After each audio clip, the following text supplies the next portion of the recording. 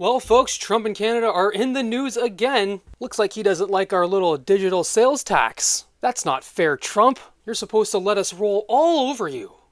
So, guys, today's episode is all about the fallout. Come check it out. Da, da, da.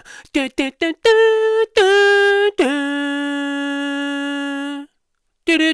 So folks, welcome to the show. My name is Parmesan and this is Niagara Due North. On this show, we like to discuss and talk about current events happening in the political spectrum, and sometimes it veers away from Canada. But today is all about Trump canceling the trade agreements. I'm sure you guys all heard about that. So let's get right into it.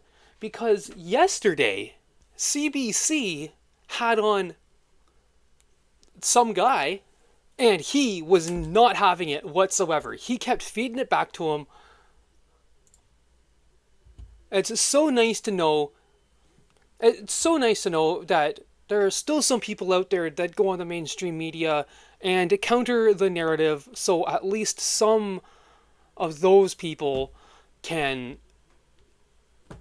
get a glimpse of some light, of whatever 5-minute glimpse that they get. And they should be completely jealous and envious of Niagara Due North viewers because you guys get the whole light. Like that ring light right there. But before we get into that, guys, let me show you what started it all. We have just been informed that Canada, a very difficult country to trade with, including the fact that they have charged our farmers as much as 400% tariffs, which is a complete exaggeration, for years on dairy products, has just announced that they are putting digital services tax on our American technology companies, which is a direct and blatant attack on our country. They are obviously copying the European Union, which has done the same thing and is currently under discussion with us also. Based on this egregious tax, we are hereby terminating all discussions on trade with Canada. Effective immediately, we will let Canada know the tariff that they will be paying to do business with the United States of America within the next 7-day period. Thank you for your attention to this matter. I love this. I love this. This is so great. Because is this not elbows up? Is this not what they voted for? And then it happens, and they're like, wait a minute, no, we don't want no business with the United States. I don't want to have no business with the United States. We need to have business with the United States. Elbows to the side, guys, not up. Elbows to the side. And this was pretty funny. Trump, I love when people try to steer the narrative away from Trump, what Trump's trying to talk about. And it's one of my biggest pet peeves about press conferences. And it happens to more than Trump, obviously. You go out there, you make an announcement, you close this $1 billion deal with this company, and then the press comes at you for the friggin' girl you just slept with last night. Bill Clinton. Right? But this is funny. Why not? Why not Canada, by the way? Why? I mean, because this is about a different subject right now. This is right now actually a much more important subject. We just ended a war that was going on for 30 years where 6 million people died. So don't ask me a trade question on Canada. The real reason I wanted to show that was my conspiracy theory that Europe and Canada are trying to control the history books and trying to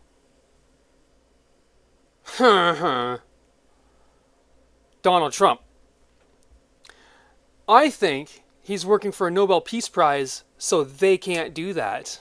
He could just be arrogant and completely full of himself, though. This is Trump we're talking about here. Copied Europe. It's not going to work. So Canada put a charge on some of our companies, and Canada's been a very difficult country to deal with over the years. We hear Canada, we have a great relationship with the people of Canada, but it's been very difficult. And they put a charge, and they were a little bit early, we found out about it. And we have all the cards. We have every single one. We don't want to do anything bad, but They have, economically, we have such power over Canada.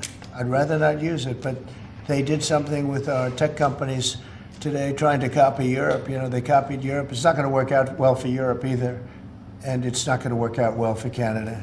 They were foolish to do it.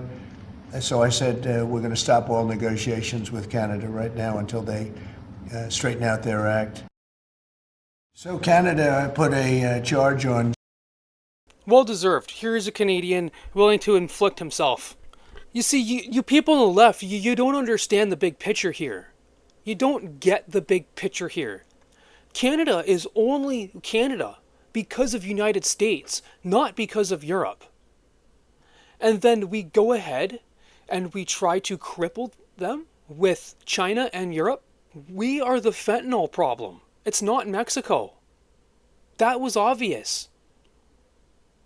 Stuff is coming in to United States from Canada.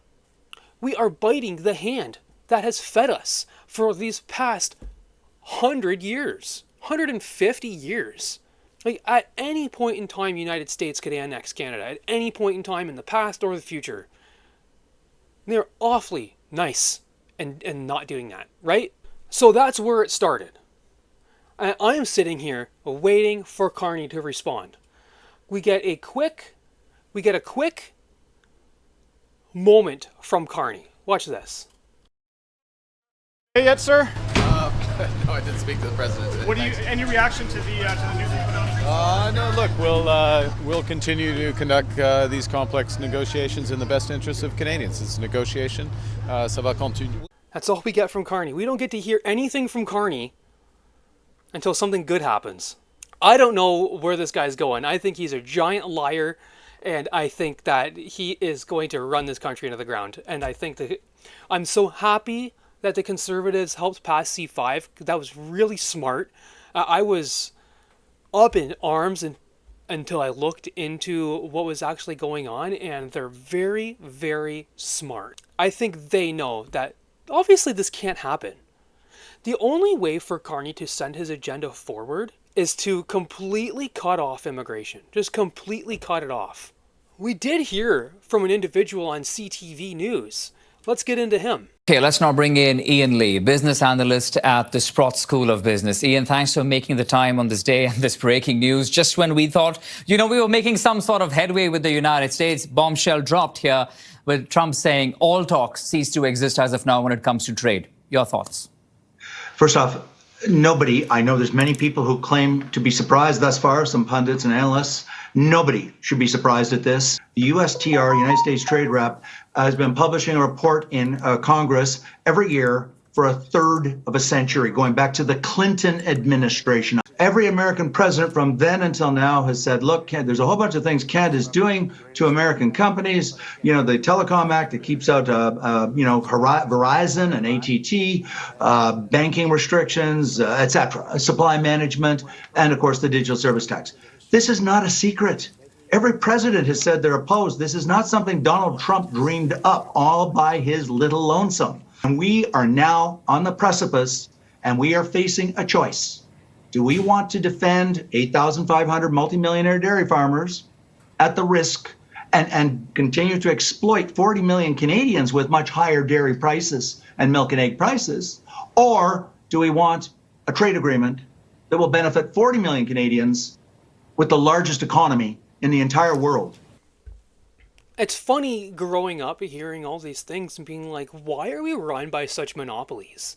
It turns out that we don't have to be. We just need a government to let American companies in. I can't believe this. Guys, we are paying extremely high cell phone bills. It's the highest cell phone bills in the world because our government is not willing to bring in American competition. Is that Rogers Bell Telus' fault? No. It's the government's fault. All you commies out there, how come you don't care about the government printing money and making your life more expensive? You guys are so messed in the head. And up next, guys, live reaction. Anita Anand is the closest thing that we are going to get to having Carney respond to this.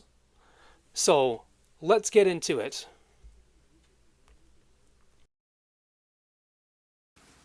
Thanks for having me, David. We're going to talk about NATO and the trip to Europe in just a second, but I have to ask you about these latest developments between Canada and the United States, with Donald Trump saying he's ending all trade talks because he's unhappy with the digital services tax, which is coming into force next week. What do you make of this move? How is the federal government going to respond? Well, our position remains that we will continue to act in the best interests of Canadians. We will be pushing and seeking at all turns to ensure that these unjustified tariffs are removed.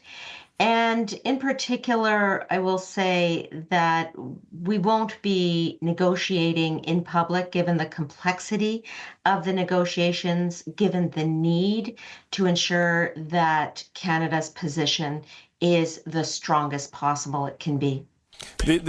I am so sick of this implied narrative that anyone that goes against Canada or the left or the liberals should just take it, smiling. I don't know if you've heard of Tectone. I watched this Tectone guy. He's having a problem with Twitch. They ban him all the time because he calls people names. They call him names. The names they call him are way worse. What he gets told after he gets suspended for calling someone a name, he gets told to ignore his name calling. And this is exactly what they're doing with the United States. I don't know why all of these unjustified tariffs are coming on. It's just 400% tariffs on the dairy. These guys aren't allowed to put tariffs on our 400% tariff. They're not allowed to do that. It's not fair, man. It's these people, you could beat them to death and they would just complain about it the whole time. We're about 12 days, I think, at this point into the 30-day timeline. And if the president is true to his word here that talks have ended, I mean, what is your immediate sense of the ability to keep moving ahead, to try to accomplish anything within the 30 days? The steel sector was here yesterday, worried about the job losses just rising at an exponential rate if this keeps going. Just what are your thoughts there on the ability to even keep moving? Let me tell you my thoughts there, YouTube. Okay? My thoughts is they're not getting rid of the tariffs. My thoughts, YouTube, these are predictions, YouTube. These are inner thoughts, YouTube. Okay? I think they're not going to do anything about the United States whatsoever, and they're going to completely move all of our trade away from the States, I think. That's what they're trying to do. We have 0 cards. We heard it. And we have all the cards. We have every single one. We don't want to do anything bad, but We hold no cards with the United States. We cannot go and deal with Donald Trump because we are 100% reliable on them. That's why they're completely ignoring every single thing about Donald Trump. And of course, he can't go after their 3-year retroactive tax on all of these American digital service providers. And, and the 2 European ones and the 1 Canadian one, right? Moving forward right now? Well, I'd first like to shout out the steel and aluminum industries in our country that are suffering under 50%. Yeah, shout out to the steel and aluminum industry. They're going to be the next on the supply management block. The dairy farmers of Quebec welcome with open arms the steel and aluminum industry, folks, because all we're going to be able to do is maintain current Canadian quotas. Unjustified tariffs, and we will continue to advocate and act in the best interests of all Canadian businesses, including the steel and aluminum industry. I will also say that supply management has been an important cornerstone of our economic policy, and that too is extremely Did she seriously just mention supply management right after the steel and aluminum industry? important for industry, and in particular the agriculture and the agri-food industry. So these are cornerstones of our negotiations. We have certain guiding principles. We're going to continue to push in the best interests of Canadians and Canadian businesses, and we will ensure that the best result is reached for our country. At the same time, we are ensuring that we diversify our supply chain so that we are never again 80% dependent on one particular economy. That's why we have signed the Defense and Security Partnership with the European Union. I signed that on Monday with Minister McGuinty. That's why we are pursuing the diversification strategy in terms of our trade relationships. That means finding new partners abroad. That means deepening our relationships with existing allies. You know, David, we say that we are the only G7 country that has a free trade agreement with every other G7 country. That's true, but we need to leverage those trade relationships now more than ever, and that's exactly what we're doing with CETA and beyond. Yeah, well, I take your point and your reference there to supply management, because Donald Trump did take. I have an enormous conspiracy theory that I'm not allowed to share on YouTube about the double-edged sword that is the 5% NATO target. Follow me on X, folks, if you want to hear that, because I can't put that on here. I mean, I don't think that it's surprising to anyone that these guys have way too much damn money. Okay? Meta, I can understand Microsoft, I can understand Google, but Meta does not need to be larger than countries. Okay? And that's the glory be of capitalism, folks. Like, you can start a business and you can be richer than half of the countries on Earth.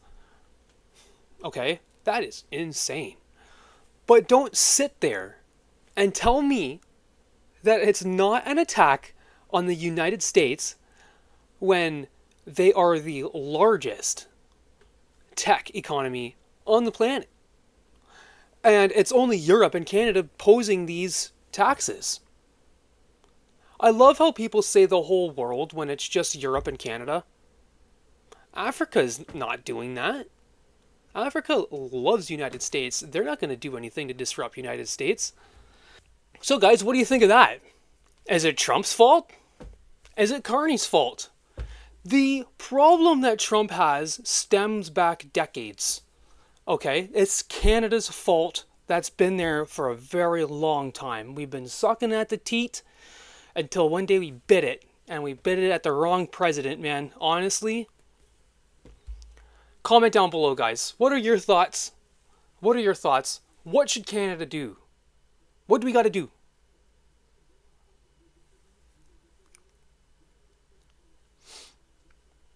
Comment down below, guys. What are your thoughts, okay? And if you like the show, please give me a subscribe. And feel free to hit that like button down below. I come up with videos often. You know, not every day. Like and subscribe so I can make movies every day. I'll see you guys tomorrow.